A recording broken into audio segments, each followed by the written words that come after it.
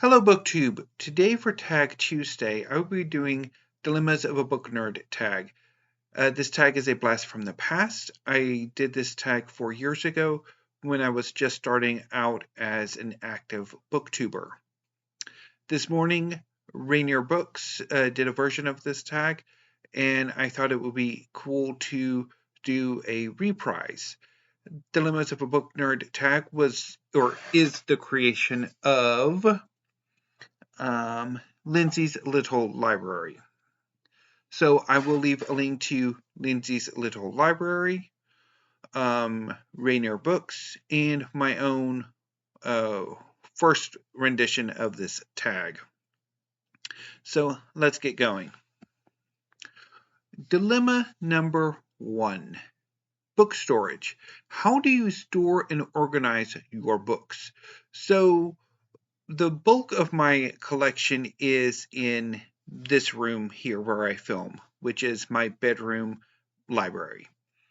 Every corner of my bedroom except for this wall here and the wall that's are populated by bookcases.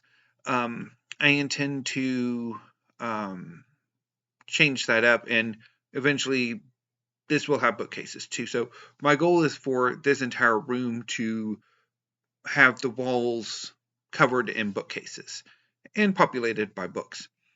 I also have a part of my collection out in the hall. There's a space in front of my bedroom door that allows for 2 bookcases to go there.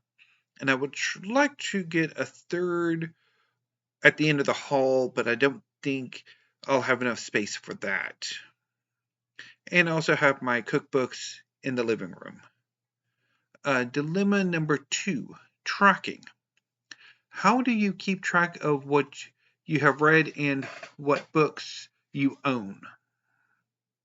So, starting with how I keep track of the books I own, I have a Word document where I list all of the books I have. So far I have 1,574 books in my collection. I have that divided into the first part is writing books, and then fiction and nonfiction and poetry are alphabetized. And then at the end, I have my art books and my cookbooks, and then my manga at the very end. I also have documents that I use as logs for my reading gear. I've kept these since 2017. And I just log what I've read and what I've bailed on. Dilemma number 3, borrow. Do you lend your books out? No, I very rarely do. If I give books away, they're meant to be kept. Dilemma number 4, buying. How do you buy or acquire your books? I buy my books exclusively online right now. Since the pandemic, I haven't been able to, except for one occasion, go out and buy books in person. I would love to be able to go to my local Barnes & Noble or Fable, which is the local independent bookstore, or some of the used bookstores that are in Waco, like Golden's Book Exchange or Brazos Books, and of course the Friends at the Library book sale. But it just hasn't happened. I haven't really found the transportation to get me there, because the one time I did use bus service to take me to Golden's in the early days of this channel, it did not go well at all. So I buy my books online. I use Amazon for a good bulk of it. I also use Pals and Book People, and also Alibris. And I also shop with some university presses. Princeton, Chicago, Yale, LSU, and I'm trying out new sources. Right now I have an order with Blackwell's that I'm hoping will be the start of a long-term buying relationship with them. So yeah, that's how I buy my books. Dilemma number 5, comments. How do you respond to how do you read so much comment or similar comments? Well, nobody ever actually asked me that. But my response would be, I just find the time to read and use that time to read. Dilemma number 6, next book. How do you pick your next read? I have a mix of TBR, how I select, pretty much plan my reading is it's a mix of planning and whim or mood. So normally I will make a dedicated TBR based on what booktube events are going on, personal reading projects,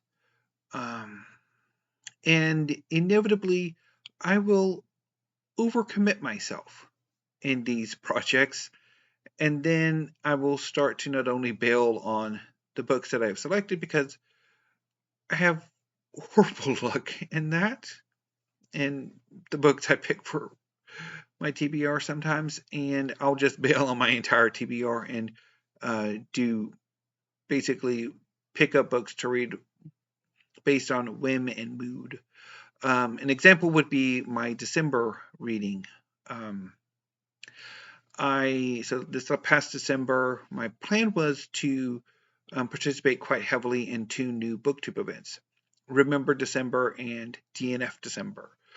For Remember December, I picked 10 books in 5 categories, and I picked 5 books for DNF December. And that was too much. And I ended up bailing fairly heavily and abandoning 2 books at the least. It was, I think, 2 books I abandoned. And I ended up spending a chunk of December reading or rereading slim volumes of poetry or manga. Dilemma number 7, travel. How do you pick what books you bring on vacation with you? Vacation? What is this you speak of? I haven't been on vacation in a very long time. Dilemma number 8, annotate. Do you write or highlight or mark up your books in any way? No. I used to when I was in college, but since I've left college, since I've graduated, I don't mark in my books. I see no reason to. Dilemma number 9, new or backlist. Which do you prefer, new releases or backlist books? I like both. I like being abreast of what's coming out, of what my favorite authors have coming out nowish, and also like looking at the backlist of authors to see whether or not I would like their work, whether more of their backlist or their new releases. So I like both. This is not really an either or question. Dilemma number 10, sequels. Do you read books as they are released or wait for an entire series to be published before reading one book or the first book?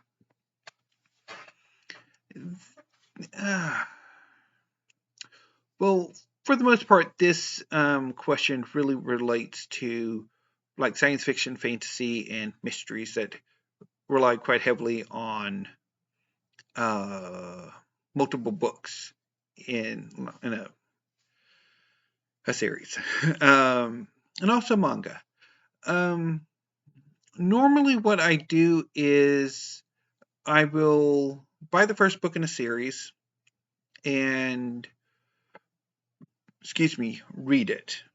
And if I like it, I will pick up further books in the series.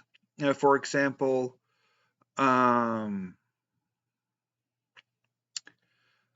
really liked the first volume of the War for the Rose Throne series by Peter McLean. And I picked up the second book when it came out and read it.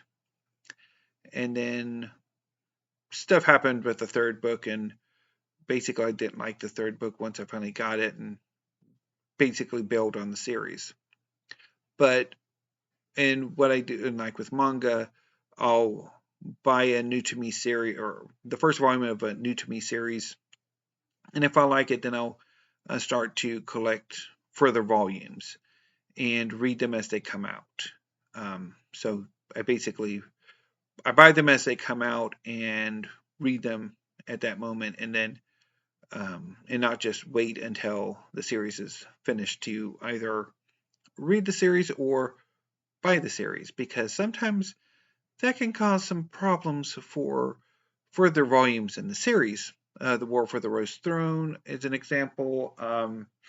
I think some of Eliette de Bodard's work has also suffered from that, and I wouldn't be surprised if a lot of authors whose series are more than 2 volumes or multiples have suffered the same thing, where like holding off on buying entries in the series until the series is completed basically makes it less likely for the series to actually ever be completed in a satisfying way.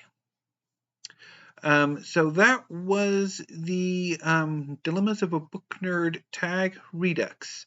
If you like to do this tag for either the first time or as a Redux, consider yourselves tagged.